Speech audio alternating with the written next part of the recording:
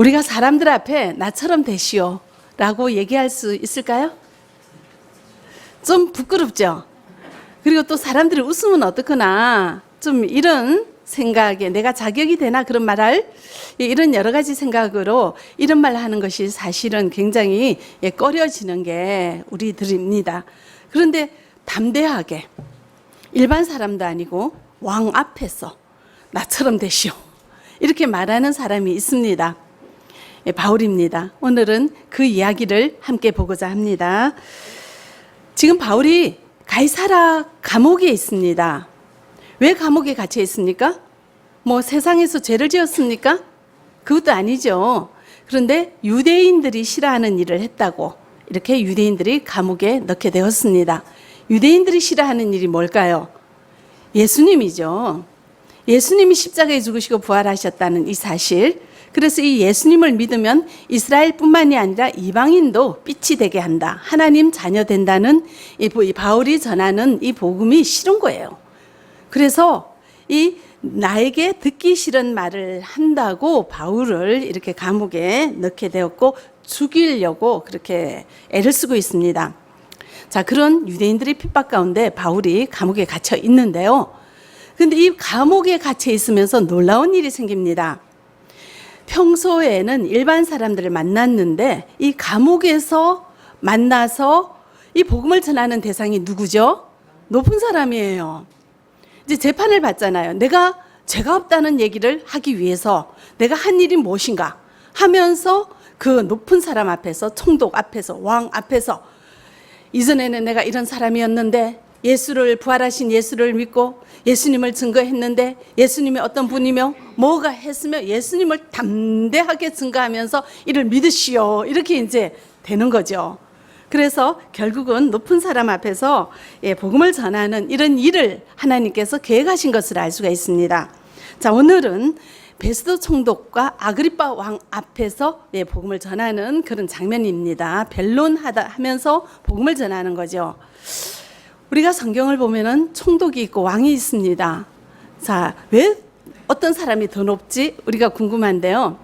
자, 이스라엘에는 왕가가 있지 않습니까? 다윗 왕, 솔로몬, 히스기야 왕, 뭐 이렇게 왕이 있죠. 이렇게 이어져 내려오는 왕이 있습니다. 그러나 지금은 로마의 식민지이기 때문에 이 왕들이 약간 식민지, 로마의 비를 맞추는 그런 왕들이 이제 세워진 것은 사실이고요. 그렇게 해서 예로부터 내려오는 왕가가 있고요. 자, 이스라엘을 식민지로 지배하기 위하여 로마가 특별히 관리를 하기 위하여 행정을 하며 또한 세금을 걷어들이고 군대를 파견하기 위하여 이를 실질적으로 다스리는 총독을 파견했습니다. 그래서 군대의 수장이며 여러 가지 세금을 걷고 그 지방의 살림을 도맡아 하는 이 총독, 최고의 권위자, 권력자 총독이 있고 또한 왕도 있는, 왕도 있으면서 총독이 있는 이런 이제 현상이 생깁니다. 그래서 우리가 예수님이 십자가에 달려 돌아가실 때는 빌라도 총독이었죠. 근데 빌라도 총독 다음에 벨릭스, 그 다음에 베스도 총독이 이제 막 부임을 했습니다. 그런데 이 베스도 총독은 로마에서 온 이방인입니다. 이스라엘 지형을 잘 모르고 여기를 잘 모르는데 이제 유대인들이 처음 부임한 총독에게 무작정 바울을 재판하시오, 바울에게 어떻게 하시오 하면서 압력을 넣습니다. 그런데 사실 바울은 로마 시민 아닙니까? 로마 시민은 함부로 재판할 수가 없는 거죠. 그러니까 베스도가 참 난처합니다. 내가 잘 모르는 이런 상황에서 바울을 어떻게 해야 되는가 이런 이제 곤란할 때 베스도가 생각하기를 아그리빠 왕에게 이제 이걸 바울을 넘기죠. 당신은 이스라엘을 잘 알고 이스라엘 사정을 잘 아니까 당신이 한번 와서 바울을 봐주시오. 신문해 주시오, 재판해 주시오 하면서 그렇게 요청을 해서 이제 아그리빠 왕이 가이사랴에 왔습니다. 바울은 가이사랴 감옥에 있는 거죠. 그래서 베스도 총독과 아그리빠 왕 앞에서 신문을 받는, 서게 되는, 그래서 자신의 처지를 변론하면서 복음을 전하는 것이 오늘 26장의 내용입니다. 그래서 19절에 보시면 아그리빠 왕이여 하고 이렇게 이제 말할 기회를 얻게 되죠. 근데 바울이 이제 이분들 앞에서 전하는 것은 내가 옛날에는 여러분들과 같은 사람이었다. 그래서 예수를 핍박하는 사람이었는데 부활하신 예수님을 환상 가운데 보게 되었고 이 예수님이 고난을 받으시고 십자가에서 죽으시고 부활하셔서 우리를 하나님 자녀되게 했으며 이스라엘뿐만이 아니라 이방인에게도 빛이 되게 하시는 분이다. 그러므로 이스라엘뿐만이 아니라 이방인도 하나님의 자녀로 택하셨다. 복음이죠. 그래서 이 복음을 전했습니다. 그래서 이 복음을 전했을 때 자, 베스도의 반응이 어떠한지 우리 23절로 24절 우리 같이 읽어보겠습니다. 곧 그리스도가 고난을 받으실 것과 죽은 자 가운데서 먼저 다시 살아나사 이스라엘과 이방인들에게 빛을 전하시리라 함이니이다 하니라. 바울이 같이 변명하며 베스도가 크게 소리내어 이르되 바울아 내가 미쳤도다. 내 많은 학문이 너를 미치게 한다 하니. 이렇게 이제 얘기를 합니다. 자, 바울이 전하는 이 복음은요 구약 성경에 있는 말이에요. 메시아가 온다고 온 구약 성경 곳곳에 있죠. 처녀가 잉태하리라, 베들레헴에서 나리라, 뭐 이새의 싹에서 자손에서 나리라 이러면서 수많은 성경 구절에 보시면은 메시아가 탄생할 것을 예언하고 이 메시아가 고난받고 부활할 것을 성경에서 예언하고 또한 이스라엘뿐만이 아니라 이방인에게도 빛을 비추게 하시는 이 하나님의 역사하심이 성경 곳곳에 있습니다. 근데 이 성경을 유대인들이 알아요. 그러니까 바울이 나는 22절에 보시면은 이제 선지자 모세의 글에 적혀 있는 이것을 내가 전했다. 내가 전한 것은 너희들이 아는 구약 성경에 있는 말씀을 내가 전한 것밖에 없는데 그러므로 나는 죄가 없다. 이제 이렇게 말을 하는 거죠. 자, 구약 성경은 누가 적은 말씀이 하나님의 말씀이지 않느냐. 너희들이 아는 유대인들 나도 이전에는 여러분들과 같은 사람인데 우리가 알고 있는 구약 성경에 있는 내용을 내가 다 전하였기로소니 내가 무슨 죄가 있느냐. 나는 무죄다. 그러므로 예수님은 진리다. 이것을 이제 계속 얘기를 하는 거죠. 자, 이 얘기를 들은 베스도는 이방인이에요. 자, 예수님이 환상 가운데 나타났고 예수님이 죽은 사람 가운데 다시 살아났다는 이 말이 이해가 안 되는 거죠. 약간 이상하죠. 상식적으로 납득이 안 돼. 어떻게 사람이 죽었다가 살아나? 상식적으로 이해가 안 되니까 베스도가 자, 이 바울에게 뭐라고 합니까? 미쳤다고 하는 거죠. 네, 인정은 해요. 바울이 얼마나 똑똑한 사람이고 학문이 얼마나 깊고 얼마나 지식인인가, 얼마나 많이 지적으로 높은 사람인가 인정은 하죠. 그러니까 그 높은 학문이 너를 미치게 했다고 얘기를 하는 겁니다. 자, 미쳤다는 얘기는요 제정신이 아니죠. 아니라는 얘기죠. 우리가 만약에 동네에서 정말 이렇게 약간 정신이 나가서 이렇게 돌아다니는 사람들 가끔 보기도 했죠. 그런 사람들 보고 우리가 미쳤다고 하는데 이 바울 보고 이 가장 높은 총독이 미쳤다고 합니다. 너 온전히 제정신이 아니야. 이 말을 들은 바울이 기분이 어떻겠습니까? 만약에 여러분들에게 그 말을 한다면 여러분들이 복음을 전하다가 너 미친 거 아니야? 이런 말을 들으면 여러분들 어떻겠습니까? 어떻겠습니까? 기분이. 그냥 이거는 보통 인격적인 모독이 아닌 거죠. 아주 정신 나간 사람이고 아주 정상적인 사람이 아니라는 얘기잖아요. 만약에 우리가 부부 간에 이런 얘기 들을 때도 있죠. 제정신이냐고. 너 정신이 나간 거 아니냐고. 정신병자 아니냐고. 만약 이런 얘기를 한번 들으면 어떻겠어요? 평생 기억합니다. 그냥 듣기만 하는 게 아니라 어째요? 말로 갚아주죠. 가만히 안 있어요, 우리는. 사람들은. 근데 복음을 전하다가 이 말 들으면 우리 또 계속 그 자리에서 복음 전할 수가 있을까요? 제가 이제 어떤 성도한테 저기 아무 말도 안 했어요. 뭐 이제 이렇게 얘기했는데 제가 그러세요. 이러고 이제 바빠서 그러세요. 이러면서 제가 이제 주일날은 너무 많은 사람들이 계속 얼굴을 보니까 그러세요. 어쩌저쩌 이렇게 얘기하다. 그러세요 하면서 지나갔어요. 그랬더니 그 다음날 아침에 새벽에 전화가 온 거예요. 목사님 그 말 내가 밤새도록 생각했대요. 왜 나한테 그렇게 슬피 지나가네요. 나한테 감정이 있네요. 내가 뭐 잘못한 게 있네요. 아무것도 아닌데. 그래서 우리는 어떤 사람이 눈빛 하나에도 혹시 내가 저 사람 마음을 상하게 했는가? 말 한마디도 이렇게 되씹어보고 저렇게 곰씹어보고 그게 무슨 말인가? 이거 나를 비하하는 말이네? 나 욕먹이려고 하는 말이네? 만약에 그 생각이 들었다 하면 이제 그다음부터는 잠을 못 자고 전화해서 따지죠. 가만히 안 있어요. 우리는 살아갈 수가 없어요. 이상한 소리 들으면. 근데 바울은 자, 미쳤다는 얘기를 듣고 이 바울이 뭐라고 하는지 우리 보겠습니다. 25절로 27절 같이 읽어보겠습니다. 바울이 이르되 베스도 각하여 내가 미친 것이 아니요 참되고 온전한 말을 하나이다. 왕께서는 이 일을 아시기로 내가 왕께 담대히 말하노니 이 일에 하나라도 아시지 못함이 없는 줄 믿나이다. 이 일은 한쪽 구석에서 행한 것이 아니니이다. 아그리빠 왕이여 선지자를 믿으시나이까? 믿으시는 줄 아나이다. 바울이 대단하죠. 그렇게 정신 나간 사람 취급 당하면서 그런 험한 말을 들었는데, 자, 베스도에게 한마디 하고 총독에게 또 거기서 그치는 게 아니라 옆에 있는 왕에게도 또 한마디 차례대로 하는데, 자, 베스도 총독에게는 뭐라고 하냐면은 내가 미친 것이 아니고 참되고 온전한 말을 하나이다. 그래서 참되고 온전한 여기 뒤에 말을 하나이다 이 말 뜻이 선포하다는 뜻이에요. 우리는 복음을 선포하잖아요. 선포한다고 하죠.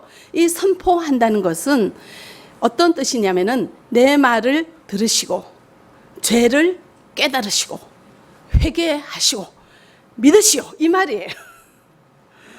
자, 베스도가 당신 미쳤다 하는데 내가 진리를 말하니까 총독님 내 말 잘 들으시고 당신의 죄를 회개하시고 바로 믿으시오 이렇게 말하는 거예요.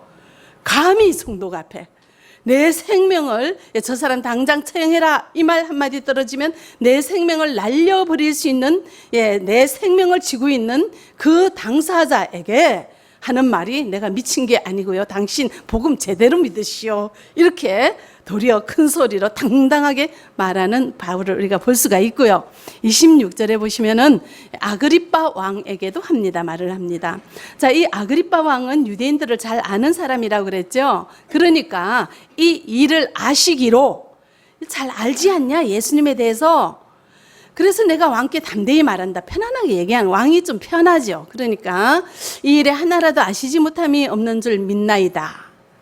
자, 예수님이 메시아가 올 것과 고난 받을 것과 부활할 것과 이방인에게 빛이 전해질 것과 자, 이방인 하나님 자녀 되는 이 모든 것들이 구약 성경에 다 있는데 자, 이거 당신 알지 않냐? 내가 없는 말 하느냐? 내가 하는 말 당신 다 알지 않냐? 이 얘기죠. 근데 이 일은 한쪽 구석에서 행한 것이 아닙니다. 예수님이 십자가에 죽으시고 부활한 것이 그냥 구석에서 구석에 조그만 방에서 아무도 모르게 이루어진 게 아니라 온 천하에 드러나게 일어난 일이요. 예수님이 부활하신 것도 증인이 몇 명이나 됩니까? 500여 명이 되도록 그 많은 사람들이 다 보는 데서 죽으시고 부활하신 이 사건이 일어난 것을 당신 알지 않냐? 이렇게 이제 아그리빠 왕한테 얘기를 하는 거죠. 자, 그러면서 그러죠. 이 고난에 대해서 얘기하시면 27절에 보시면은 아그리빠 왕이요 질문을 해요. 아주 담대하게 선지자를 믿으시나이까? 선지자를 믿습니까? 하고 아그리빠에게 되게 예민한 질문을 합니다. 자, 이 당시에 베스도는 이 하나님에 대해서 예수님에 대해서 말하는 바울을 미쳤다고 그러죠. 이 아그리빠 왕은 베스도도 무시할 수 없는 로마에서 파견된 최고 관리예요. 그 사람 기분을 거슬려서도 안 되는 거죠. 그런데 자, 내가 이 선지자를 믿는다고 얘기한 베스도 총독이 그런 걸 그러냐 이상하다 너희들 미친 거 아니야 이렇게 말하는 베스도 총독과 반대되는 입장에 서는 것이고요. 만약에 내가 선지자를 믿지 않는다고 얘기하면 이 아그리빠 왕은 유대인들의 왕인데 이 유대인들이 뭐라고 하겠습니까? 유대인들이 하나님 다 믿어요. 선지자 다 믿어야 돼요.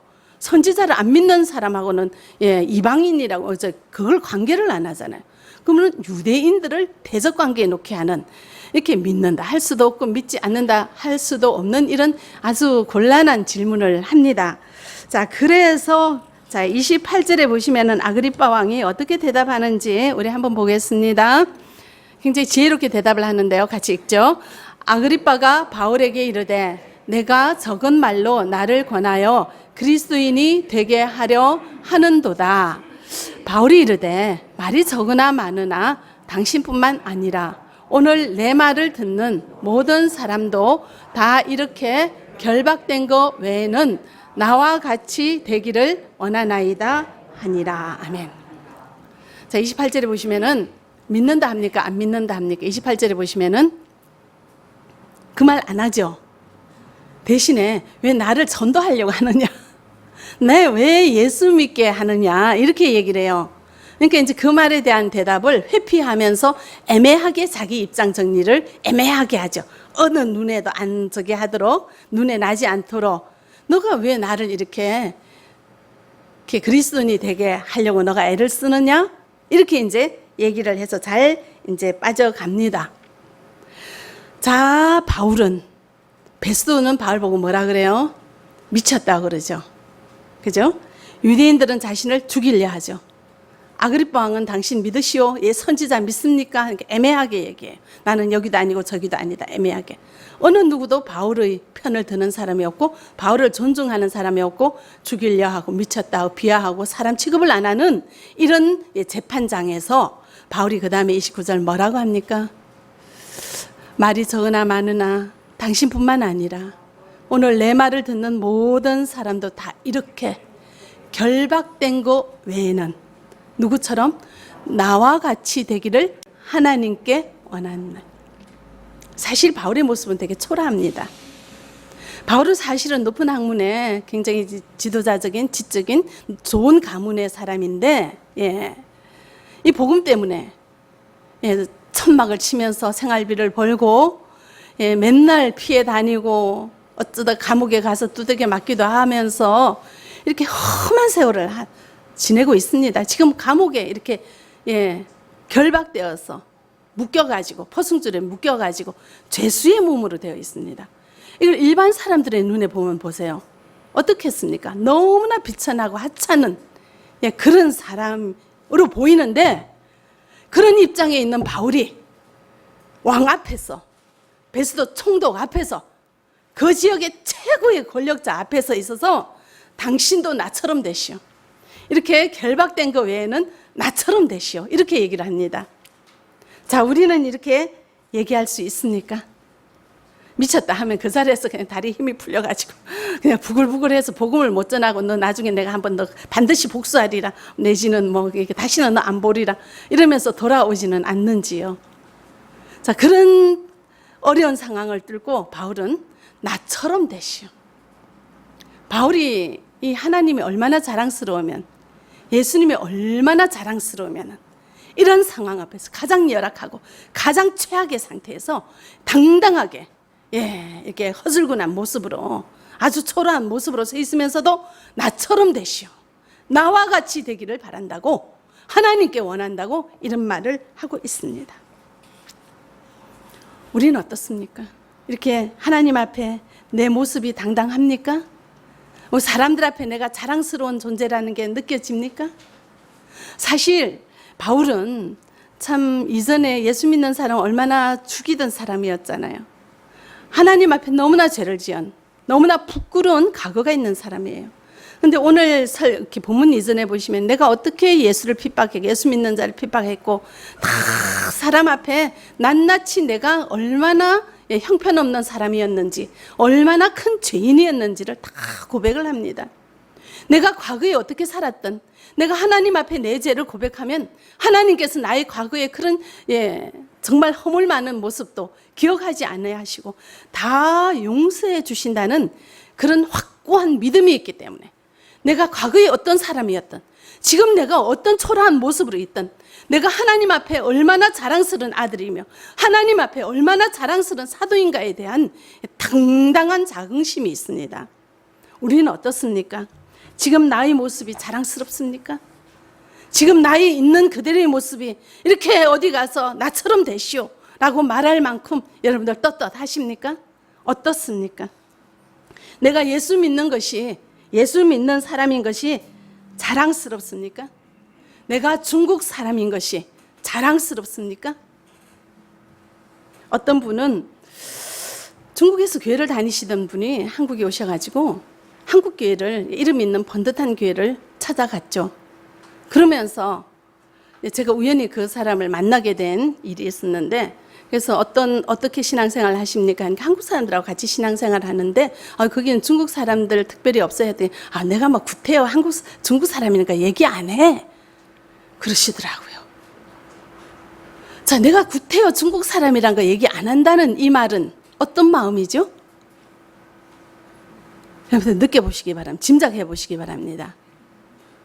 우리 아이들이 학교에 가서 우리 엄마 아빠 중국 사람이라고 얘기 안 하는 아이들이 있대요. 그리고 내 이름이 중국 냄새가 나는 이름이 좀 싫어하는 경우가 있다고 합니다. 왜냐하면 한국에 살기 때문에 내가 다른 사람과 다르다는 것이 좀 부끄럽게 여기는 그런 경향이 있는 거죠. 그래서 제가 이제 우리 교회가 한국에서 이제 새 성전으로 이전하는데 많은 우리 동포들이 자랑스럽게 우리 교회 다녀야 되는데, 혹시 한중 사랑교회 중자가 들어가서 야, 여기 중국 교회다 이렇게 생각해서 부끄러워할까, 이런 생각을 해서 제가 이름을 좀 한중을 뺄까? 뭐 이런 생각도 해본 적도 있어요. 그 얘기 듣고. 자, 여러분들은 어떠세요? 있는 모습 그대로 당당하셔야 돼요. 하나님께서 우리를 중국에 태어나게 하고, 하나님께서 우리를 한국에 오게 하셨고, 한국에서 이렇게 일하게 하셨는데 부끄러운 게 뭐가 있어요? 열심히 죄를 짓거나 나쁜 짓 하면 부끄러워야지만, 그렇게 살았을지라도 지금 주님 앞에 회개하면 주님께서 용서해 주시는 당당한 하나님의 백성인데 우리가 부끄러울 게 뭐가 있습니까? 주님 앞에 정직하게 살고 열심히 사는데 당당하게 나는 이런 사람이다, 우리를 표현할 수 있기를 바랍니다. 저도 내가 남과 다르다는 것을 굉장히 부끄럽게 여긴 적이 있습니다. 제가 17살 때 사춘기 때 고등학교 1학년 때 서울에 왔습니다. 울산이 고향인데요. 이제 울산에서 살다가 이제 고등학교 처음 이제 사춘기잖아요. 되게 예민하고 민감할 때인데 서울에 왔는데 유학을 온 거죠. 근데 서울에서는 어떤 저기가 있냐면은 서울만 도시고 나머지는 다 시골이에요. 저도 이제 뭐 울산 하면은 이제 뭐 작은 도시긴 하지만 도시에서 왔는데 시골 아이라고. 그러면서 또 제가 경상도 말을 쓰잖아요. 경상도 말을 하는데 이제 제가 기술 시간에 책을 읽었는데 전기밥솥에 쌀을 넣고 해야 되는데 그 경상도는 살이라 그러거든요. 그러니까 전기밥솥에 살을 넣게 된 거죠. 친구들이 얼마나 웃고 놀리고, 내도 너 살 넣니? 살 넣니? 뭐 이제 이러는 게. 그리고 우리는 발음이 안 돼가지고 우리 장로님도 요즘도 그러더라고요. 부흥을 부르잖아. 부흥 이러고. 발음이 안 돼. 그 계속 놀리는 거죠. 그래서 시골 아이라고, 말투가 다르다고 좀 친구들이 놀려요. 부끄럽더라고요. 그래서 제가 생각했어요. 나 서울말 배워야지. 빨리 배워야지. 그래서 나는 울산 아이인 거 펴내지 말고 다녀야지. 이런 생각을 했는데, 근데 서울말을 자꾸 배우려고 하니까 제가 언어 감각이 없어가지고 잘 안 되는 거예요.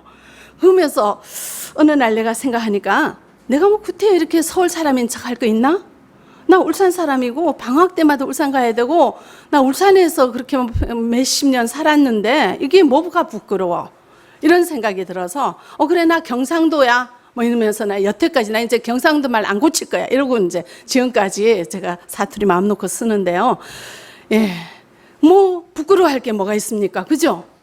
내가 나됨이, 나의 있는 모습 그대로가 다른 사람과 같지 않다고 숨기고 부끄러워할 필요는 없는 것입니다. 우리 하나님 앞에 나 자신을 떳떳하게 자랑스럽게 우리가 드러내는 우리가 되어지기를 바랍니다. 어떤 분은 교회 다니는 걸 부끄러워해요. 그래서 교회 다니나 하면은 아이마 그냥 한두 번 가봤지 뭐 행사하대, 그래서 오래해서 하도 오래해서 갔지 내가 어디 믿나. 사람들이 왜 중국 분들은 저기 교회 다니면 좀 웃기게 보잖아요. 그래서 그 사람들한테서 내가 소외될까 봐서 예수 믿는다는 얘기를 못하는 분들도 계시고요.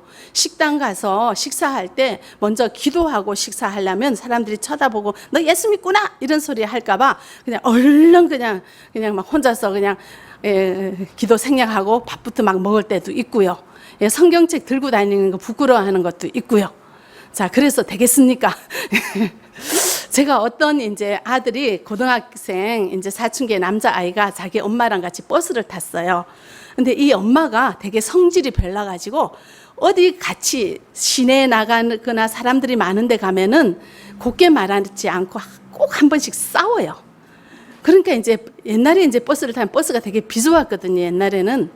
그러면은 버스를 타면 누구하고 이렇게 좀 부딪히면 그냥 살짝 이렇게 피하면 되는데 거기 나와 왜 부딪혀요? 하면서 또 이제 그렇게 큰 소리를 할 사람이거든요. 그러니까 얘는 이제 자기 엄마랑 같이 다니면 부끄러운 거예요. 그래서 버스를 같이 이제 타는데 엄마를 먼저 태워요. 그래서 앞문 뒷문이 있는데 옛날엔 그런 앞으로만 타고 그런 거 없었어요. 그러니까 엄마가 뒷문으로 타면 본인은 앞문으로 타요. 그래서 멀찍이 서가지고 가만히 모른 척해요. 그럼 반드시 엄마가 사건을 일으켜요. 큰 소리 한번 치면은 사람들이 다 쳐다보면서 제 여자 누구야? 이렇게 보면 자기는 모르는 척하고 있는 거예요. 자기 엄마 부끄러운 거죠. 자, 내가 저 엄마 자녀가 아니오 하는 거는 그 엄마를 부끄러워하는 거죠. 내가 하나님 자녀인 것을 드러내지 않는 거는 자, 누구를 부끄러워하는 겁니까? 하나님을 부끄러워하는 거예요. 하나님이 얼마나 기가 찰 노릇이겠습니까? 내가 너희를 부끄러워해야지. 너가 왜 나를 부끄러워하니? 그죠? 그러므로 우리는 어디 가서든지 내가 하나님 자녀인 것을, 하나님 백성인 것을 당당하게 나타날 수 있기를 바랍니다. 자랑스럽게 여길 수 있기를 바랍니다. 내가 과거에 어떤 사람이었는데 예수 믿고 이렇게 변화됐습니다. 그러므로 당신도 나처럼 예수 믿으시오. 바울처럼 당당하게 얘기하는 우리가 되어지기를 바랍니다. 자, 바울은 이것을 사명으로 가지고 평생 살았습니다. 그래서 순교했죠. 자, 30절, 32절 우리 같이 읽어보겠습니다.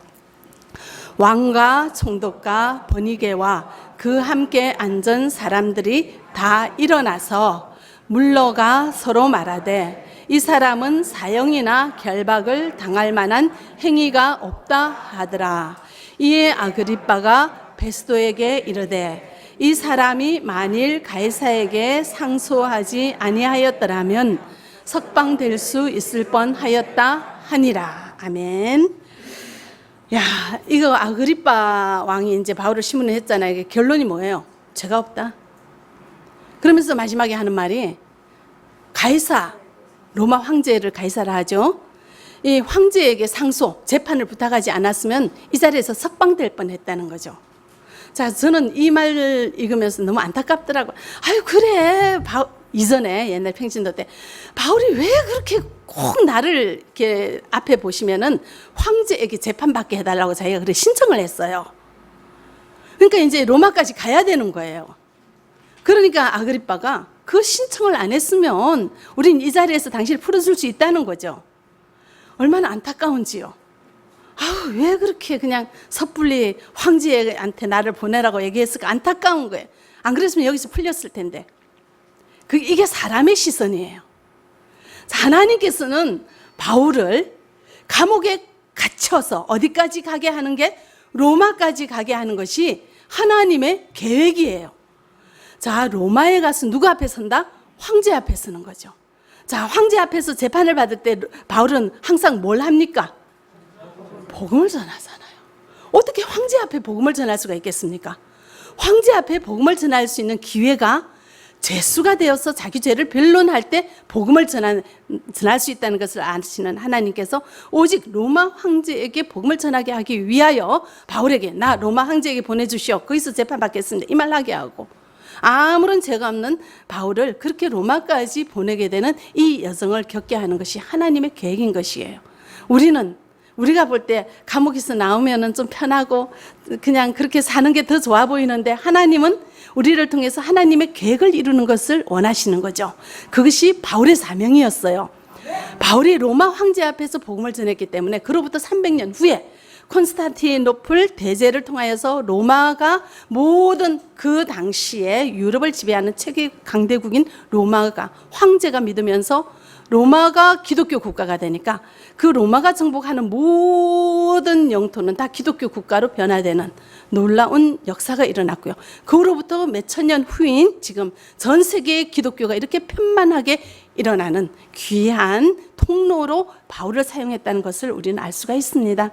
우리는 오늘의 안위함을 생각하면서 주님 나에게 편함을 주시오, 나에게 좋은 일만 주시야 하고 내가 좋은 일만 주시야 하는데, 하나님께서는 오늘 한 사람 한 사람을 위하여 놀라운 계획을 가지고 계시고 우리를 사용하기를 원하신다는 사실을 기억하시고, 내가 하나님 앞에 하나님 자녀됨을 떳떳하게 자랑스럽게 드러내는 우리가 되어지기를 바랍니다.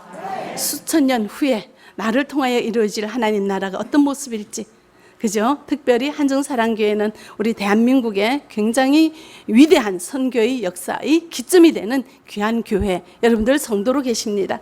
여러분 한 사람 한 사람의 복음을 전하는 그 발걸음이 놀라운 하나님 나라의 역사가 될 줄 믿으시기 바랍니다.